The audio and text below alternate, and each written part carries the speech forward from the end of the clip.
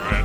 At this time, I'll call this regularly scheduled meeting of the Harlingen City Commission, which has been duly posted to order, and ask Commissioner Yieldhorn to lead us in an invocation.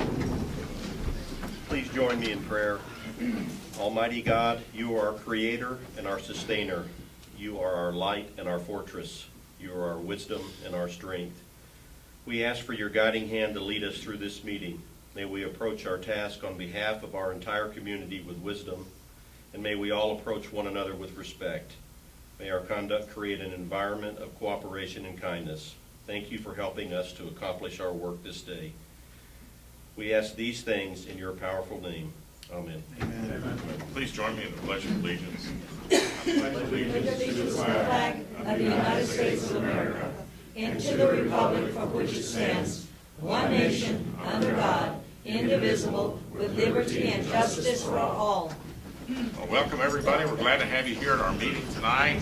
And I'm going to take item 2 out of order because Brandon Rainey, I'd like to see him get back.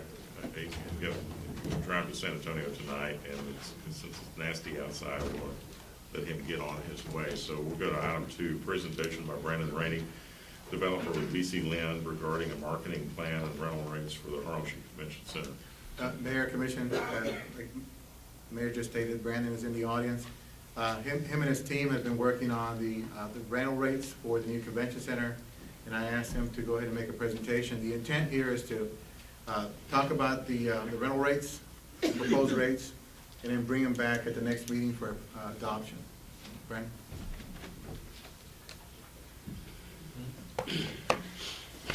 Good evening. Thank you, Mr. Mayor and Commissioners and Mr. City Manager. Appreciate you guys affording the time and for making the accommodation for me to get back on the road back up to San Antonio. I won't take much time. I did want to take the opportunity. I believe you guys have and gals have a package in front of you that you're going to have an opportunity to spend some time with, as the City Manager suggested, over the next couple of weeks. But wanted to, yes, sir.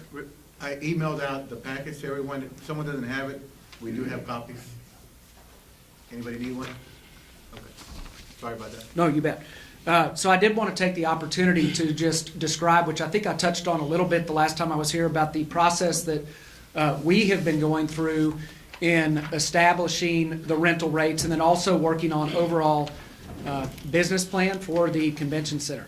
One thing that I will say relative to timing, it's actually very good from a timeline standpoint that we're talking about this right now, and that we're potentially going to adopt rental rates in a couple of weeks, because both we in my corporate office in San Antonio and the city through the CVB here in Harlingen are fielding calls almost on a weekly basis, inquiries interested in future dates at the convention center, and we want to be in a position where we can respond to those definitively.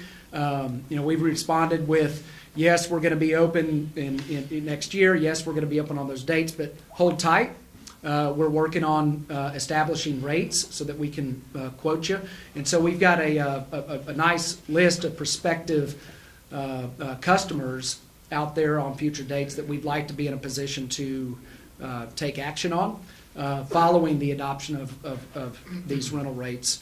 And so I guess having said that, I'd like to walk through just a little bit of the competitive landscape. As I've talked about here in these chambers before, we've identified, which is relatively obvious, there are several facilities in the valley, McAllen, Brownsville, South Padre, and then to a lesser extent up in Corpus Christi, that we look at just from a competitive rate standpoint, similar to how we do in private facilities that are either hotel or meeting facilities. And as we looked at establishing rental rates for the space within the Harlingen Convention Center, we wanted to make sure of two things. Number one, that we're competitive, but number two, that the rates reflect the quality that we are building from a facility standpoint, and what we think that we're going to execute on the service and operations side. And so what you'll find is that the rates that we have proposed, both on a gross area standpoint and on a per square foot standpoint, Some of them are higher than some of our competitors. Some of them are lower relative to the fact that we have some smaller boardroom type spaces within the facility. And so I'd urge you to, as you're looking at the proposed rates, to reference some of those competitors, again, McAllen, Brownsville, South Padre, and to a lesser extent, Corpus Christi, on the rates that they are currently charging relative to what we're proposing. And you'll find that we believe, competitive. We think that we're going to offer, again, we're going to be the newest facility in the valley. We think that the design and the thought that this commission and that our designers and operations folks, the thought that we put into the programming of the facility is going to put us at a competitive advantage vis-a-vis the programming of the space, the fact that we have, and you'll see this in some of the commentary that we have in our business plan that suggests that it's very important to be flexible this day and age with meeting planners and with others who are looking for an experiential delivery of service. And so we think that we've got that. We think that the rates that we're proposing are competitive within the marketplace and live into what we as a community and as a team are trying to achieve. And with that, I'll field any questions that anybody has, or Mr. City Manager, if there was anything that you think that I've left out. Again, I would say that time is of the essence. It's good at timing with the fact that we are fielding inquiries, and we'd like to be able to begin to take definitive action and start filling up the convention center calendar in the future. We are getting more and more questions about the facility and about wanting to rent it, so we're trying to go ahead and establish the rental rates so that we can create these contracts. Some of these events take place a year and a half, 2 years in advance, so a lot of folks are looking at the facility right now. And what we wanted to do was put these in front of y'all, allow about 2 weeks' time so that we can look at them, digest them, and with the intent to bring them back on the 21st for formal adoption of the rates so that we can create a contract and Brandon can start booking some of these events. We want to have a nice facility. We want to make sure it gets utilized.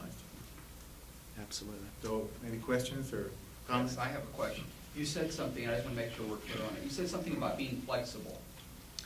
Were you saying being flexible with the rate from the published rate? Or No, my intent on flexibility related to the programming of the facility, the actual physical space, and the way that it's been designed, we believe affords us to be more competitive than perhaps some of our peers within the marketplace. So that specific comment related to flexibility within the physical space and an ability to deliver flexibility, which among meeting planners and others who are bringing groups into, whether it be this market or others, it's really important to be able to have that flexibility within a facility to be competitive. And so maybe another way to put it is more options regarding the usage of the space. Yes, sir. I mean, that's, as you all may recall, there was discussion around optionality in that regard when we talked about the pavilion that's on the southeast side of the conference center, that we think is going to be a fantastic space and was a very smart, in our opinion, addition that was made from the original first run of the site plan for this facility. And so it just really related, my commentary related to flexibility within the space. So, Yes, for sir. example, if I just needed a 4,000 square foot portion of the ballroom, but also needed a breakout room, that's what you're talking about. Correct. I could combo the availability of what's there. Right, so we have that 4,000 foot space that you're talking about, and then there are a variety of other configurations within more boardroom type spaces where you could have a 700 square foot space to drop in, your 30 or 40 person breakout, and there's 4 of those. And, really, I think this space within the confines of the box that we're delivering really has some great optionality, and you had a good specific example there. Okay, anybody have any other questions? All right, very good. Well, thank you for getting these worked up for us, because it is time to go ahead and Perfect. Well, thank you all very much. Appreciate it. All right, thank you. All right. No action on that item. So we're going to go back to item 1, which is a proclamation proclaiming the month of February 2018 as Black History Month, and I'd like to ask Shannon and Lonnie Davis to come up here and join me in this presentation, and really anybody else who wants to come join me up here, come on out. You sure you can?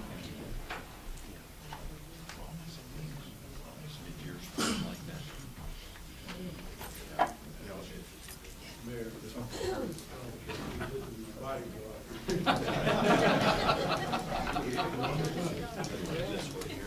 I was hoping that it was my body. I got you, Mayor, don't worry. Come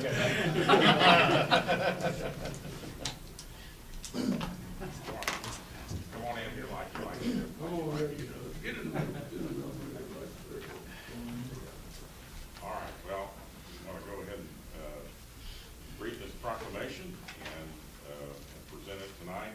Whereas from the beginning in 1976, the month of February has been designated as Black History Month, and its history is celebrated each year during the month as it coincides with the birthday of great Black leader Frederick Douglass and President Abraham Lincoln. It is celebrated annually in the United States and Canada and in the United Kingdom and the Netherlands in the month of October. And whereas the city of Harlingen takes great pride in its African American heritage, which represents the full spectrum of history of people who settled in this area and who have served in public careers.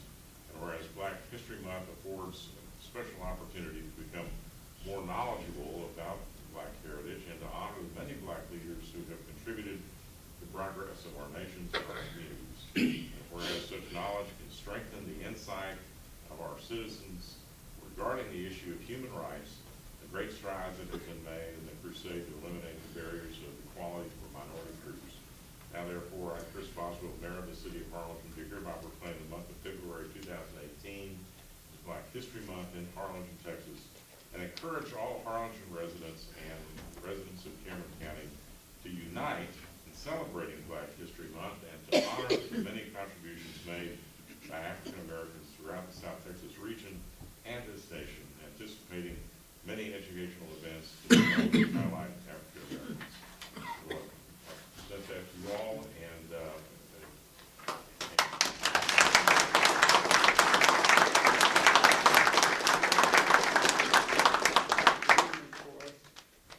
And it has twofold things to me. There's a lot of people here tonight that never know what goes on in this building. And you've opened that up, and I think you'll see that this means something to all Black community. appreciate that. I do it. That's the bill. And I like to say, of course, Lonnie Davis here is really a native of the Rio Grande Valley. I came here 50 years ago, believe it or not, as a teacher, and been part of this community. Black history is American history, and when we think about the contributions that we make, we have to remember that we stand on the shoulders of someone else, all of us. So your heritage is very important.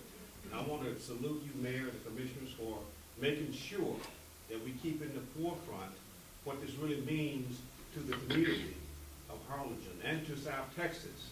And I also would like to share with you that very proud of the fact that 1934 Booker T. Washington School was created there on West Fillmore, and the leadership of Lonnie Davis resurrected that school. It was closed in 1959, and in 2012 we erected a plaque, Booker T. Washington School, and it's recognized there on the 800 block of West Fillmore. We're very proud of that. Thank you, Lonnie, and a lot of other people involved with that. So I'm proud to serve as your school board member. You all know I've been on my 30th year, and I'm going off the board in May. It's been a great ride. We've made a difference for every child in the school district. No matter what your zip code is, no matter where you live, no matter what you do in life, but every child can reach their hopes and dreams in this community. And again, thank you very much.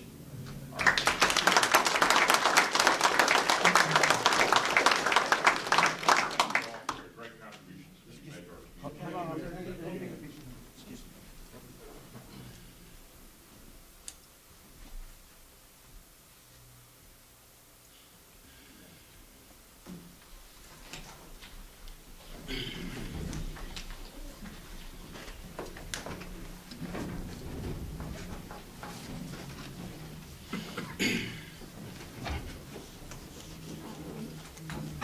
Item 3 is a presentation and discussion on RFQ for a call for artists for the mural at the convention center. Mayor, members of the commission, city manager, you should have in your packet a copy of the RFQ that we plan to release and advertise on Sunday of this week. I'm not going to go through the entire document. I will cover some highlights of it. If you turn to page 5, I'd like to point out that the committee that we've created to do this, we've added 2 other professions. We've added an architect and also added an interior designer or decorator. Now, what we'd like to do is have the commission provide names of those individuals that they'd like to fill each of these categories and just give them to the city manager, and then we'll contact them and let them know that they've been asked to serve in the committee. Now, this RFQ is a 2-step process. The initial submission from artists will be due on February 23rd. And then we'd like to get the committee together to evaluate them on February 26th. Now, that date is fluctuated. We can actually work with members of the committee on that date if that particular date does not work for everybody. And then on that day, we'd like to pick 3 of the submissions to actually have them work on a final product. That final design will be due on March 16th. From that submission date, we will pick one finalist that the committee will actually work with to complete the actual final design of the mural. Now, we're asking that the mural be on ceramic tile. So hopefully we'll get artists that have worked with that media before. If not, then we'll work through the process itself. That's really the bulk of the RFQ. There is a copy of the Exhibit A, which identifies the dimensions for the mural that will be required, and there are 2 of them that we'll need. So unless you have any questions, we're going to proceed with this RFQ and advertise this weekend. Question, Yes. Gabe. How widely are we advertising? Valley-wide, South Texas, Texas, the United States? Well, we're going to, we've had a lot of requests from local artists to be a part of this process. So we're going to advertise in the Valley Morning Star. We're going to put it on our website. We're also going to give a copy of this to our Downtown Improvement Director and ask him to contact all the artists that provided murals for us in the downtown area. Now, they're not all local. They're from areas throughout the state, so hopefully we can contact all of those. It'll be on our website as well, and if we can, we'd like to put it on the TML website as well. So that would be the extent of our RFQ process. Okay. Anybody have any other questions? All right, I think this is It's just an excellent idea to get this out. And we've struggling with what to put in there, so I think this will probably get some very good ideas from the art community and the people who have been involved in the mural projects in our downtown. It'll be a nice touch. Item 4, the neighborhood clean sweep held January 13, 2018 from Little Creek to Greenway Street, which started from Little Creek to White Wing, Greenway, and 12th Streets in District 4. Good evening, Commissioners, Mr. Mayor, City Manager Serna. Just a quick recap on how we started our year. We were, like it says, it was January 13th, District 4. We started 8 o'clock in the morning. We were from Little Creek to 12th, and then we did White Wing and Greenway in between. We started 8 o'clock in the morning. We were able to pick up a total of 2.8 tons of debris just in this area alone. We took 69 tires in this one area that we were working that weekend as well. So we did get a good turnout on the tires. We did good work, clean out on the debris as well. Our volunteers, of course, they're always ready to work, hard at work. You can see the guys working there. It was cold that morning, so we worked through that as well. So after a while, it started to warm up a little bit, about 10 o'clock, so we did really well on that one as well. Here's a before and after. We looked before and we looked afterwards when we were done with that cleanup. So we feel our residents in that area took advantage of it, and they actually did get rid of a lot of debris, a lot of tires through that 4-hour period that we were there. We also always thank our volunteers because of them. This event is a success, of course. On behalf of the city, I want to thank Mr. DeLu and his family. They're always there for us every month. Of course, this month we had at the My House with us as well, so they were helping us out, pick up that debris. Our cleanup for this month, February, is this weekend, February 10th. Of course, weather permitting, we're doing the citywide cleanup. We'll be at the Casa de Misa parking lot right behind there. We'll be there from 8 to 12 as well, taking trash from all city residents at that time. So it's all depending on weather, if we're able to do it or not. But if weather's good, we'll be there for the flower period. So we invite everybody to come out and help us out, either bring your trash to us or help us with as far as volunteers. Any questions? All right, thank you all. Thanks to everybody who participated in the cleanup. It was another great effort, and a lot of debris and a lot of tires. Yes. That's great. Anybody have anything else? All right, thank you very much. Item 5 is the presentation by Sergio Mojica, our MIS director, regarding the city's new mobile app. Yes, good evening, Mayor, City Commissioners, City Manager. We have launched a new city mobile app. This is a free app that's available on the Apple Store and the Android for smartphones. To download the app, you all have to do is search for Harlingen TX City app. Once you download it, that's the icon there will be installed on your phone once it's completed. I'm sorry, what did you say that was? Harlingen TX. One of the things you need to be aware that when you download the app, you need to enable the maps location, because otherwise it will not allow you to use it. So it's probably an inconvenience, but it's a requirement. Anyway, this city app will provide quick access to several city departments and to the city social media sites. According to the city website activity, 41% of the people who access our website do it through smart devices like smartphones. And on average, we get about 800 hits in the city website, daily average.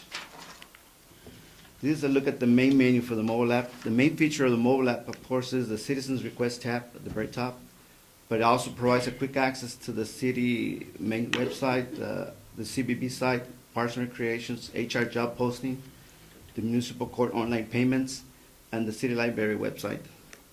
It also provides a quick link to the Harlingen Facebook account and the Twitter accounts. Once the request is submitted, end user will can track their online requests through their smart devices. Like you see here in the example here. Automatic updates are sent as soon as the request is updated. They're sent automatically. A geographical location can be part of your request. This is optional, but it's very useful when you're trying to request a service on a location where an address is not available. So you can zoom in, you can request online request on your home from another location, not exactly, but the app is intelligent enough to know more or less where you're at. This is a list of the partial list of the categories that are available. From this list, you will select the type that most closely matches your request. If one is not available, you can submit your request as a general question, and we'll receive it and we'll forward that request to the appropriate department.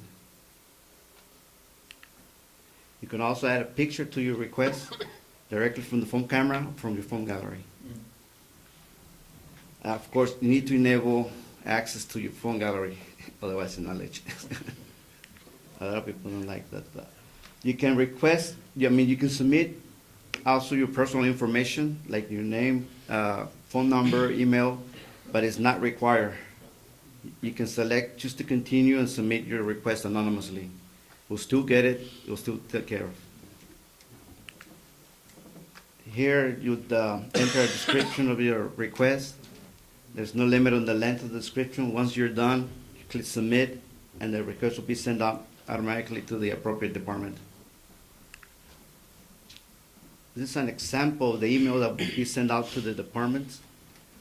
They are sent automatically. As soon as you hit submit, they'll get within seconds, minutes, the request to the departments. Now, we also set up escalation notices. These escalation notices will go to the department directors, to the assistant city manager, and to the city manager if the request status has not been resolved. The escalation notices are set to go out 24 hours after being received, or 48 hours, or 72 hours. This is an example of the Login Administration Console. This is where the directors will log in and update the requests as they come in. Another thing we're working on right now is code enforcement is making changes to the app, so we can use that also to send up cleanup notices for code violations. As this is fairly new, have we had any downloads, responses, Uh, feedback? Yesterday, when it came out public in the newspaper, we had 50 downloads. So people are taking advantage of it. Yesterday, we got 12 requests. Today, we got 7. And different from street services to code enforcement violations to traffic lights, health issues. So we're seeing activity. I don't know whether it's possible, because, you know, when it comes up and you download the app, it asks you, do you want to allow location services? Mm-hmm.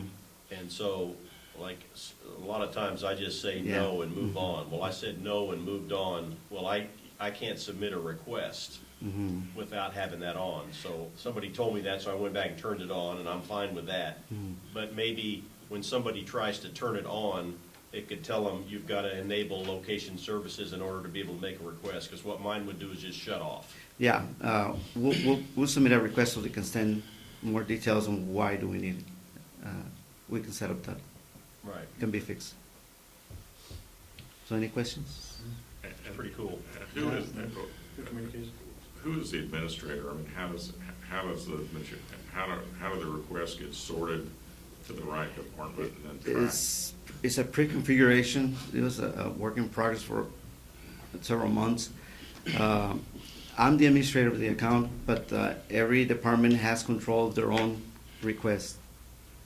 It's security controlled by department. It automatically sorts it, is able to search the word? No. When an animal, let's say somebody wants to report a dead animal, it goes to the health department. It doesn't go anywhere else. It's already pre-configured. I mean, when you hit the tab on here, because it has a tab for dead Mhm. animal removal, so Yes. it goes to them. It The goes health directly. department, The only yes. ones that Animal need to be control health sorted department, yes. Are the general complaints. Well, Right. Sure. Yes, sir. Or something that doesn't fit into one Right. of those. A general complaint would have to be sorted by And who maybe a human. sorts those? Yeah, general complaints, normally they go to a city administrator that it will route that to the appropriate department. But we try to put out there the most common issues that we have, that we deal with, but it can be changed. It's not Well, I think what he's fixed. asking is what security measures do you have in place that nothing gets lost, that we don't do a response or the proper response to the proper channel? That's what the escalation notices are for, because I myself log in every day to make sure that people are taking care of, the departments are not ignoring the request. Plus, the escalation notices will go out to the assistant, the directors, the assistant city manager, the city manager. So, I mean, so far we haven't had any issues like that. I think it'd be interesting to, to see a report in 30 or 60 days to see how many, how many requests we got, Sure. how many, whatever, and then how those were, if they were resolved, or how many were addressed, and that kind of thing. I think that would be it. Yeah, the system is capable of doing that. All right, well, Thank anybody you. have any other questions? All right, well, great work to you and the staff and everybody for championing this and making this a reality for our community. I think it's really, really great, and maybe I won't have to forward so many emails to Dan, although I really don't get that many, but when I do get one, I forward it to Dan, and the staff usually takes care of it like magic, and so hopefully we'll be able to do more magic with people being able to directly send this information in. I have told the department directors that I'm looking forward to getting the first escalation notice. So I'm wondering which one it will be. So. All right, thank you. Next item, we're going to pass because the folks were not able to get in due to weather. Item 7 is a presentation by Cindy Salazar, OLEA representative, to request request the city of Harlingen to participate in the It's Time Texas Challenge to promote healthy Harlingen. So Javier's going to start it off, and then go ahead. Yes, Mayor, City Commission. It's that time again. It's Time Texas has launched its 2018 Community Challenge. The challenge started January 8th and will end March the 4th at 5 p.m. And Cindy Salazar Collier will go in and explain further about the program and the whole goals and so on. But I wanted to announce that we are excited and proud to say that we are holding first place with a lead of 228,000 points over the second place holder, which was the leader last year. And so we want to keep the momentum, and so we want to get everybody involved, employees and community. So we wanted to promote it, and we want to kind of get the city commission involved. The mayor, I think, has signed his challenge, and so so we want to get the rest of the commission to participate. And so, Cindy, if she can come up and kind of explain about the program. Hello. Hi, yes, my name is Cindy Salazar Collier, and I serve as the Rio Grande Valley Regional Coordinator for It's Time Texas. For those of you who don't know who we are, It's Time Texas is a statewide nonprofit organization aimed at promoting health and wellness. We'd really like to thank you for allowing us to share a little bit about the Community Challenge today. Community Challenge is a statewide competition among all of the communities, school districts, and universities to quite simply see which can engage in the most healthy actions. So as Mr. Mendez said, the competition kicked off January 8th and is going to conclude on March 4th. At the conclusion of the competition, It's Time Texas presents top performers, so top communities with a grant to further health programming. And as Mr. Mendez said, Harlingen is winning by a landslide, and that is a huge thank you to Mayor Chris Boswell, who has really helped rally support for the Community Challenge. And so now we're extending that challenge to City Council. A big part of the Community Challenge is involving all sectors of the community to engage in these healthy actions, and city leadership is a huge part of that. So Mayor Boswell has already signed a pledge committing to promote the Community Challenge and support residents in their quest to win the Community Challenge, and he has completed a mayor's video with Superintendent Dr. Cavazos encouraging people to participate. We have a City Council pledge committing for the same thing, to promote the Community Challenge and to support residents in competing. So we'd like to extend that challenge to you all to sign the pledge. I was advised that the pledge was already passed along, so I'm hoping it's been signed.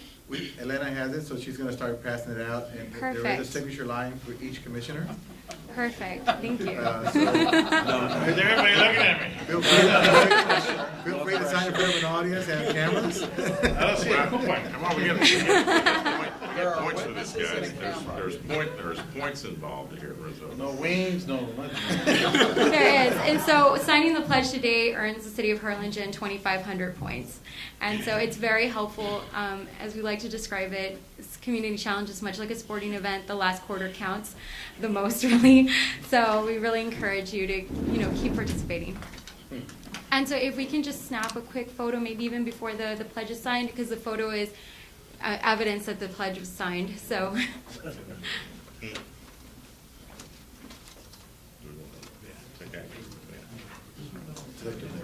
Is there a motion that we authorize the commission to take the challenge? So moved.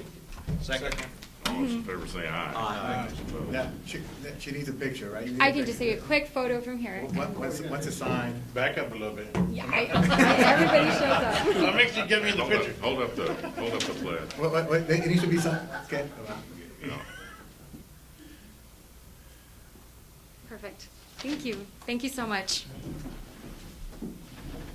If we can I go a want to little bit. recognize Sandra Flynn in the back, the chairman of the Mayor's Wellness Council, who helped organize a very good meeting of the Healthy Harlingen group a couple of weeks ago, and lots of good input from the community on keeping this going. So thank you to everybody who's participating in this and supporting the effort. We also have Dr. Reininger, who's also on the Mayor's Wellness Yes. Council. Dr. Ryan. if we could go a little bit further, and if you all could remember this, it's ittcommunitychallenge.com, and you can register, and then you can also add points that way, drinking water, you do your selfies, eating a healthy meal. And so our goal is to create a healthier lifestyle, and so this is one way we want to kind of launch it. So, but if y'all can go to that ittcommunitychallenge.com and register, and then you can take your selfies, and that'll add points to our category. Okay, very good. Thank you all. Thank you very much. Next item on the agenda is item 9, the approval of the minutes of the regular meeting of January 3rd, 2018. Are there any additions or corrections to the minutes? If there are none, is there a motion to approve the minutes as presented? So moved. Second. All those in favor say aye. Aye. Those opposed, like sign. Motion carries. Next item is the consent agenda, items 10A through 10C. Is there a motion to adopt the consent agenda? So moved, Mayor. Second. All those in favor say aye. Aye. Opposed, like sign. Motion carries. Item 11 is consideration of possible action to approve the highest bid offers received on the following properties struck off to Cameron County for itself and other taxing jurisdictions for a tax resale conducted on November 7th. That's Lot 2, Block 2, John Rose subdivision, as set forth in the agenda, and Lot 23, Block 2, Charleston addition, as described in volume 729, page 487, deed records. Monica is here with a line board. Good afternoon, Mayor, Commissioners. These are two properties that were offered at a November 2017 tax resale. For those of you that are not familiar with the tax resale process, the properties were originally offered at a tax sale as a minimum opening bid was not met for this properties. And the minimum opening bid would be the lesser of two things, either what's due in taxes and costs or the appraised value of the property. Now, at the tax sale, if the minimum opening bid is not met, these properties are then struck off and become the ownership of the taxing authorities who have an interest in the property. And this situation would be Cameron County, City of Harlingen, and Harlingen ISD. At the time the properties are struck off, they are no longer incurring any tax liability because they are the ownership of these taxing authorities. In order to facilitate getting these properties put back on the tax roll and hopefully getting an owner who will maintain the properties, we offer them at a tax resale. Usually we do not get what was originally should have been met. And so because there's a lesser amount that has been offered for these properties, we do need to come and get approval from the taxing authorities who have an interest in the property so that ownership can then be placed into the highest bid that was made. We've prepared a packet of information for you regarding the properties. I feel that we've put enough of information on there for any questions that we usually get answered. But if you have any other questions regarding the properties, I'd be happy to answer that. Okay, does anybody have any questions? All the taxing entities that would normally tax it have an interest in it, don't they? So they get divided up equally among the drainage district and the EMS and whatever else is in there, right? Well, every taxing authority would receive their proportionate amount as what they should have received in the judgment. So if you look at the paperwork that we've prepared, there's an analysis of what each taxing authority should have received and what that proportionate amount is now divided into and what the city will receive based on what they should have received in the judgment amount. And that's required under the tax code. Okay, so we need a motion to approve the highest bids Yes. as presented by the staff. So moved. Second. All those in favor say aye. Aye. Those opposed, like sign. Motion carries. And item 12 is a companion to this, and that's the consideration of possible action to approve resolutions accepting the highest bids or offers received on the tax resale conducted on November 7th, 2017 for the above referenced properties. Yes, and these items just go hand in hand. Motion for approval. Second. Motion and second. Any discussion? All those in favor say aye. Aye. Those opposed, like sign. Motion carries. All right, thank you very much. Thank you. Y'all have a good evening. Item 13, consideration of possible action to approve the Junior League of Harlingen's proposed plan for teen room with the Harlingen Public Library.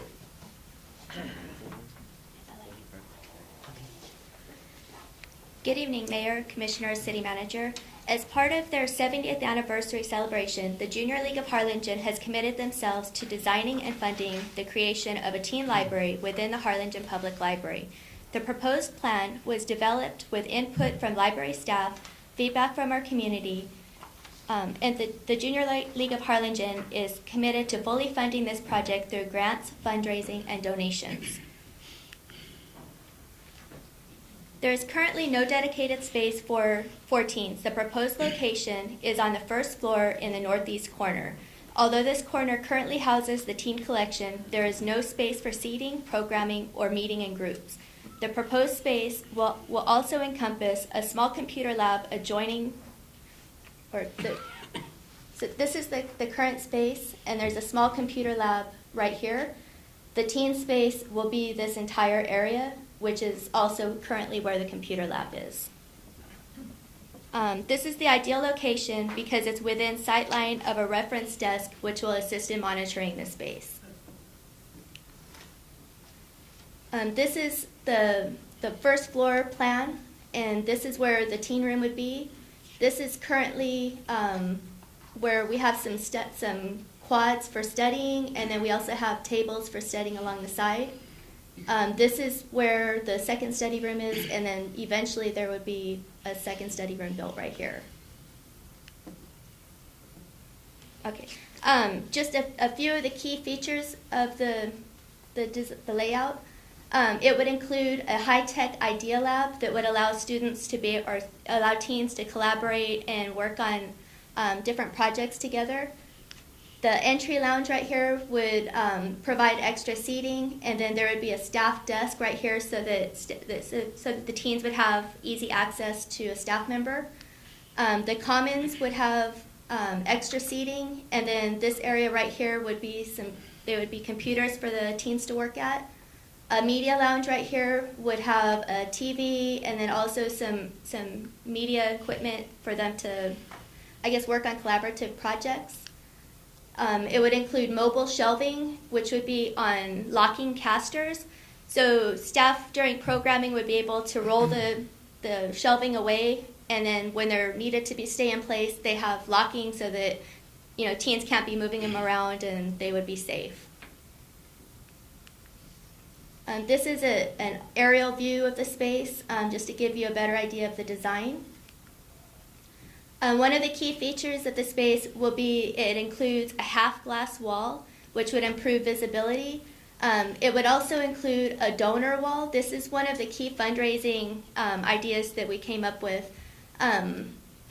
People would be able to donate $5,000 for a larger open book, $2,500 for a smaller face, $1,000 for a large book spine, and $500 for a small spine. Inside the space, there will also be a donor wall where people can have their name listed as a donor for smaller amounts. The total cost of construction, including furniture, would be $164,691. Soft costs that the Junior League of Harlingen have already included are interior design and planning, which comes with an estimated value of $9,881.46. Exclusions for this project are new equipment, which would be computers and printers, electrical, AV equipment, lighting, signage, software, and special equipment. The special equipment that we would need would be an additional security camera within the space.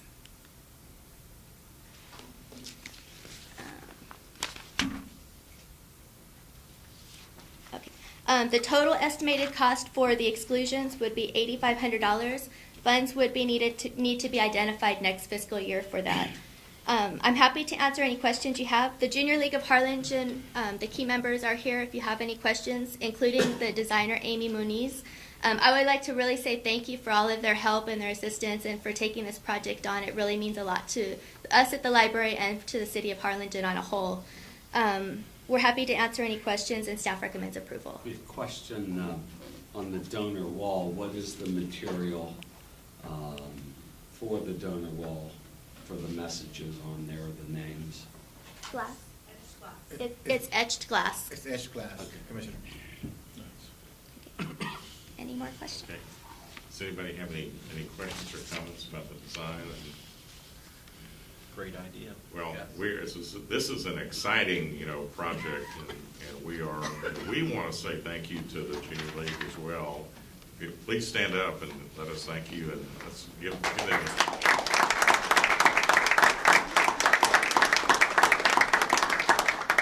This is a fantastic public service and a great contribution to the lifestyle of our young people in our community, and I think it's just a fantastic project. So congratulations. And with that, is there a motion to approve? So moved. Second.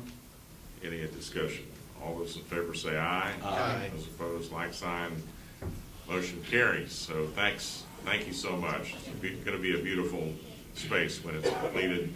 It's going to really do a lot of great good for our young people. Thank you. All right, item 14, consideration and possible action to approve the UT Health Science Center contract amendment regarding the city's health promotion programs, promoting healthy lifestyles, and authorize the mayor to sign the contract.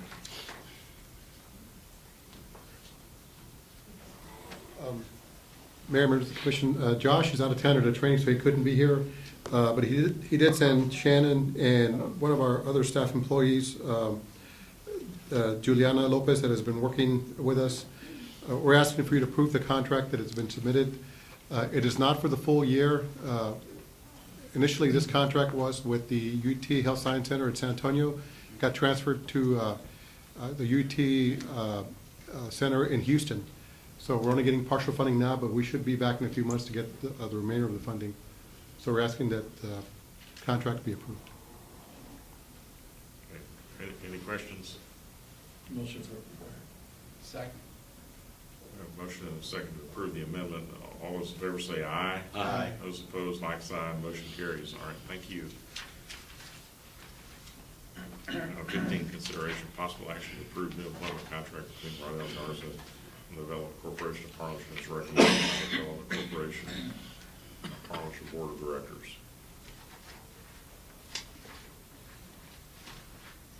I guess you can present your own contract of it. Well, does anybody have any questions about this? Do y'all? No, sir. No. The EDC board approved the contract and an increase, and so we just need to approve it. We have a motion. approved. Second. Second. All those in favor say aye. Aye. Those opposed, like sign. Good job with that. Thank you, sir. Thank you. Carries. Good presentation. Best kind, right? All right, item 16, consideration possible action to approve a resolution calling and ordering the May 5th, 2018 City of Harlingen general election to elect 3 commissioners to the elected governing body, 1 commissioner for each of the single-member districts 3, 4, and 5, and any other matters related to the conduct of the election. Mayor, Commissioners, Amanda is out on sick leave, so Elena will handle this item. Good evening. This is a resolution being, we're presenting this resolution to be approved, calling and ordering the general election for 3 districts, District 3, 4, and 5. The election is going to be held Saturday, May 5th, 2018, from 7 in the morning to 7 p.m. There are 3 polling locations that will be open on that day. We have District 3, which is Treasure Hills Elementary, District 4, which is Bowie Elementary, and District 5, which is Stewart Place Elementary. Early voting starts on April 23rd and ends on May 1st. And 2 of those days we will have 12 hours, we'll be open 12 hours on 2 of those days.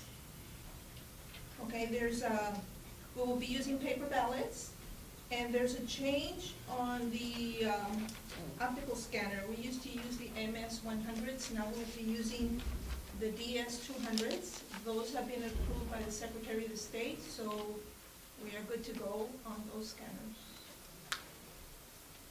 Okay. Is the county will the county use those same scanners they use the same in the scanners. primary? Okay. Yes, sir. So, all right, very good. Is there a motion to approve the resolution? So moved. Second. All those in favor say aye. Aye. Those opposed, like sign, motion carries. We'll have an election. Item 17, board appointments. I have none. No board appointments. Okay, we'll go to item 18, executive closed session on the following items. A, pursuant to section 551.071 Texas Government Code, attorney consultation to provide legal advice on the city's legal rights, duties, privileges regarding industrial development agreements, and 551.087 and 551.072 regarding commercial and financial information from a business prospect with which the city is conducting economic development negotiations, and or to discuss financial incentives for the business project known as Project NBD, and to seek legal advice. Is there a motion to go into executive session? So moved. All those in favor say aye. Aye. Those opposed, like sign, motion carries. Ladies and gentlemen, the city commission is going to meet with their attorney, and in the conference room in the back, there, I don't think there's going to be any action. There will be no action taken after the executive session. Thank you. I don't even think we have to even sit down. There's no, we're out of executive session at Motion to adjourn. 7:05, and there's nobody signed up for communication, so we're adjourned. All right, thank you all. Good night.